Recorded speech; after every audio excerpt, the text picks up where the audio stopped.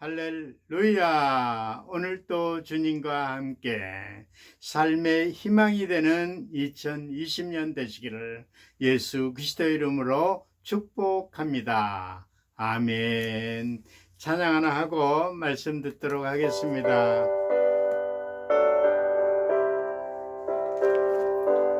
이 세상에 근심된 일이 많고 은혜 아니면 살 수 없듯이 오늘 찬양하겠습니다.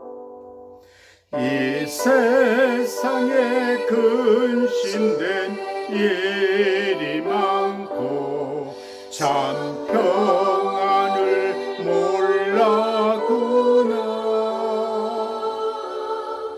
내 주 예수 날로라 부르시니 참 평안이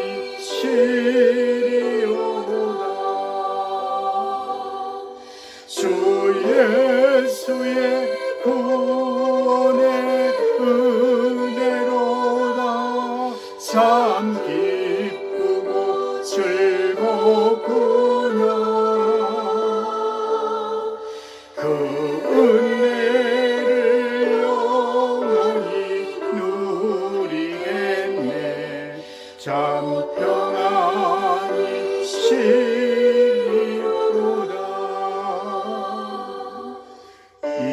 세상에 공고한 일이 많고 참 쉬는 날 없었구나.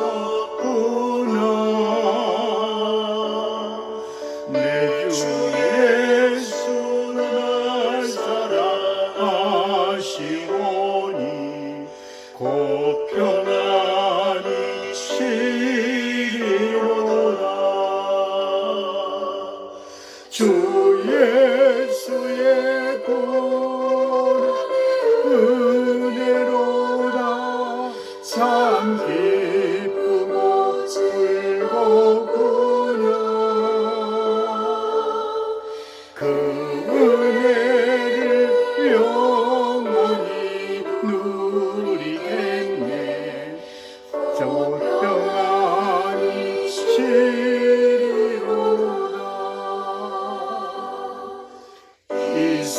세상에 죄악된 일이 많고 참 죽을 일 쌓였구나. 내 주 예수 날 건져주시오니 곧 평안히 아멘.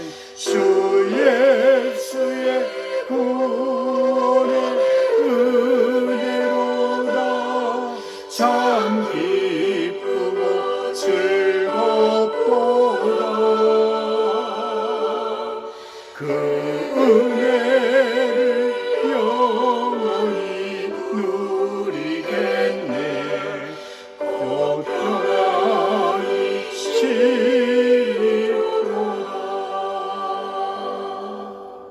아멘. 아주 귀한 찬양이었습니다.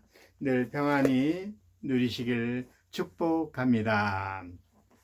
오늘 말씀은 협력하여 선을 이루시는 목적입니다.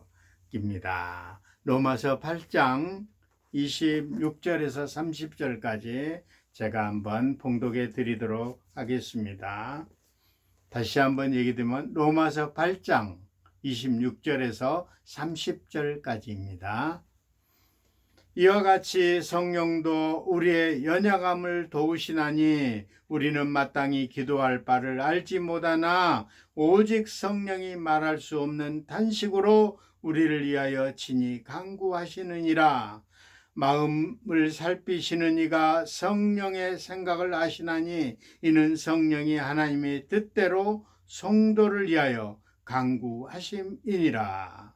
우리가 알거니와 하나님을 사랑하는 자 곧 그의 뜻대로 부르심을 입은 자들에게는 모든 것이 협력하여 선을 이루느니라. 하나님 미리 아신 자들에게 또한 그 아들의 형상을 본받게 하기 위하여 미리 정하셨으니 이는 그로 많은 형제 중에 맏아들이 되게 하려 하심이니라. 30절 또 미리 정하신 그들을 또 부르시고 부르신 그들을 또한 의롭다 하시고 의롭다 하신 그들을 또한 영화롭게 하셨느니라. 아주 귀한 하나님에 대한 말씀. 오늘 말씀은 협력하여 선을 이루는 목적에 대해서 말씀드리고자 합니다. 우리가 고난 가운데 꼭 붙잡아야 할 말씀인데 바로 28절입니다. 28절. 우리가 알거니와 하나님을 사랑하는 자 곧 그의 뜻대로 부르심을 입은 자들에게는 모든 것이 합력하여 선을 이루느니라. 사도 바울 표현법을 보면 무엇을 알아야 하느냐? 고난 가운데 무엇을 알아야 한다고요? 하나님을 사랑하는 자, 곧 그의 뜻대로 부르심을 입은 자들에게는 모든 것이 합력하여 선을 이룬다는 사실을 반드시 알아야 한다는 뜻입니다. 우리 첫째, 합력하여 선을 이루는 말은 어떤 의미입니까? 로마서 28장 말씀은 모든 사람들이 다 좋아하는 그런 구절 중에 하나라고 생각합니다. 우리가 알거니와 하나님을 사랑하는 자, 곧 그의 뜻대로 부르심을 입은 자들에게는 모든 것이 합력하여 선을 이루느니라. 어떤 고난이 찾아오던 어떤 어려움이 찾아와도 결론은 항상 모든 것이 협력하여 선을 이루는 것이 결론이라고 합니다. 이런 말씀을 누가 싫어하겠습니까? 좋아하는 말씀입니다. 그런데 이 말씀일수록 우리가 조심해야 할 필요가 있는 것이죠. 왜냐하면 너무 좋아하는 말씀일수록 성경에서는 의도한 의도를 놓쳐버리고 내가 좋아하는 구절만 내 식으로 해석하고 받아들이기 때문인 것입니다. 한 가지 예를 들어볼까요? 마태복음 6장 33절에 보니까 그런즉 너희는 먼저 그 나라와 그의 의를 구하라. 그리하면 이 모든 것이 너희에게 더하시리라. 또 요한복음 15장 7절 너희가 내 안에 거하고 내 말이 너희 안에 거하면 무엇이든지 원하는 대로 구하라. 그리하면 이루리라. 우리가 반드시 붙잡아야 하는 것이 그 나라와 그를 위하여 구하는 것이며 너희가 내 안에 거하고 내 말이 너 안에 거하면 인데 우리는 이 모든 것을 너희에게 더하시리라. 무엇이든지 원하는 대로 구하라. 그리하면 이루리라. 이 말씀을 관심 있는 것 아닙니까? 오늘 말씀에서 중요한 것은 하나님을 사랑하는 자인데 우리는 합력하여 선을 이루는 데만 관심 있고 너무 많은 은혜를 받고 있다는 것입니다. 우리가 이 말씀을 잘 이해하기 위해서는 성경에서 말하는 선이란 무엇인가를 알아야 하는데 성경에서 말하는 선은 하나님의 뜻을 선인 것입니다. 로마서 8장 28절에 이렇게 읽는 것이 더 정확할 것입니다. 하나님을 사랑하는 자, 곧 그 뜻대로 부르심을 입은 자들에게는 모든 것이 합력하여 하나님의 뜻을 이루느니라. 그런데 여기서 중요한 한 가지 모든 일에 합력하여입니다. 여기에 모든 일은 무엇을 의미합니까? 우리의 믿음, 기도, 헌신, 섬김, 희생, 눈물 이뿐만 아니라 우리가 생각하고 싶지 않은 내 안에 지워버리고 싶은 삶, 조각들 하나하나 모든 일들일 것입니다. 이 모든 일 중에 하나도 빠지면 그 퍼즐은 완성할 수 없듯이 하나님은 우리의 모든 삶 조각이 기쁨, 슬픔, 실수, 실패, 상처들이 다 사용하셔서 하나님 뜻을 이루어가는 것이라고 얘기할 수 있는 것입니다. 바울과 실라가 복음을 전하다가 죄수의 신분으로 감옥에 갇혔지만 하나님은 그 환경을 통하여 간수와 그 집의 구원을 얻게 한다는 뜻을 이루었던 것입니다. 하나님을 사랑하면 모든 것이 형통하여 하나님 선하신 뜻을 이루어 가실 것입니다. 할렐루야. 아멘. 2절 보니까 하나님께서 모든 것이 합력하여 하나님 뜻을 이루기 위하여 하신 일은 무엇인가? 바로 구원인 것입니다. 첫째, 그러므로 그리스도 예수 안에 있는 사람은 정죄를 받지 않습니다. 그것은 그리스도 예수 안에 생명을 누리게 하는 성령의 법이 당신의 죄와 죽음의 법에서 해방하여 주었기 때문입니다. 육신으로 말미암아 율법으로 미약해져서 해낼 수 없던 그 일을 하나님께서 해결해 주셨다는 것이죠. 곧 하나님께서 자기 아들을 죄된 육신을 지닌 모습으로 보내셔서 죄를 없애시고 그 육신에다가 죄를 선고를 내리셨던 것입니다. 그것은 육신에 따라 살지 않고 성령에 따라 사는 우리가 율법을 요구하는 바를 이루게 하시는 것입니다. 이것이 바로 구원인 것입니다. 구원의 단계는 소명, 중생, 회심, 칭의, 양자, 성화, 견인, 영화 이렇게 부르십니다. 소명은 의롭다 하시고 칭의는 의롭게 하셨느니라.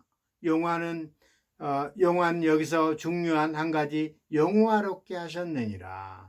그 의미는 무엇입니까? 로마서 8장 30절에 하나님께서 반드시 아시고 정하시고 부르시고 의롭다 하신 우리들을 반드시 영화롭게 하신 것입니다. 하나님께서 반드시 아시고 영화롭게 하셨다는 것이고, 하나님은 실패하지도 실수하지도 않으시고 반드시 우리를 영화롭게 한다는 말입니다. 하나님 의해 구원이 시작되었고 하나님에 의해 완성되었다는 말이 하나님 뜻과 약속 안에 우리 어떤 삶을 살아야 합니까? 여기 중요한 말씀이 예수님을 닮아가는 삶을 살아야 하는데 우리는 이 과정을 성화라고 부릅니다. 이스라엘 백성은 애굽의 종살이에서 하나님 은혜로 출애굽하죠. 부르심, 홍해를 건너죠. 칭의, 광야, 40년 길을 걷죠. 이건 성화. 그리고 마침내 약속의 땅 가나안으로 들어갑니다. 바로 영화인 것입니다. 우리가 사는 현주소는 출애굽하여 홍해를 건너 이제 광야로 길을 건너는 것이 우리의 현주소입니다. 그리고 마침내 천국에 들어갈 것입니다. 우리는 광야의 기간을 어떻게 살아야 합니까? 여러분은 성화를 어떻게 이해하고 계십니까? 우리는 일방적으로 성화를 어떻게 이해하는가 하면 윤리적, 도덕적, 종교적으로 정도로 생각합니다. 한국계의 정통적으로 내려오는 종교적 행위를 하거나 하지 않는 것을 성화라고 생각합니다. 그래서 성수지라고 11조하고 새벽기도하고 전도하고 술 안 먹고 담배 안 피고 제사 안 지내면 그 사람은 신앙생활을 잘하는 성숙한 성도라고 생각합니다. 이러한 것도 성화라고 할 수 있지만 성경에서 말하는 성화는 이 정도 수준이 아니라는 것이죠. 성경이 말하는 것은 예수님을 닮는다는 말을 무엇으로 의미를 합니까? 그것은 바로 예수 그리스도와 합력하여 선을 이룬다는 것이죠. 어렵죠잉? 우리가 이해할 수 없는 말로 풀이하면 내가 죽고 예수가 사는 삶을 얘기하는 것입니다. 이것이 우리에게 과거의 삶과 전혀 다른 차원에서 새로운 삶을 말하는 것이죠. 갈라디아서 2장 20절 내가 그리스도와 함께 십자가에 못 박혔나니 그런즉 이제는 내가 사는 것이 아니요 오직 내 안에 그리스도께서 사시는 것이라. 이제 내가 육체 가운데 사는 것은 나를 사랑하사 나를 위하여 자기 자신을 버리신 하나님 아들을 믿는 믿음 안에서 사는 것이라. 성화란 과거 죄의 종에 되었던 살던 우리가 이제 하나님께 대하여 신자로서 산자로서 하나님의 자녀의 신분으로서 완전히 새로운 삶을 사는 것이 바로 성화인 것입니다.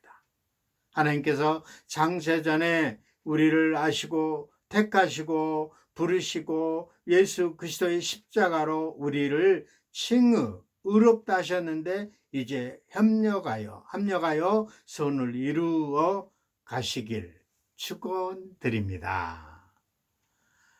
하나님과 교제 가운데 동행하는 삶은 요한복음 10장 38절에 내가 행하거든 나를 믿지 아니할지라도 그 일을 믿으라. 그리하면 너희 아버지께서 내 안에 계시고 내가 아버지 안에 있음을 깨달아 알리라 하시니.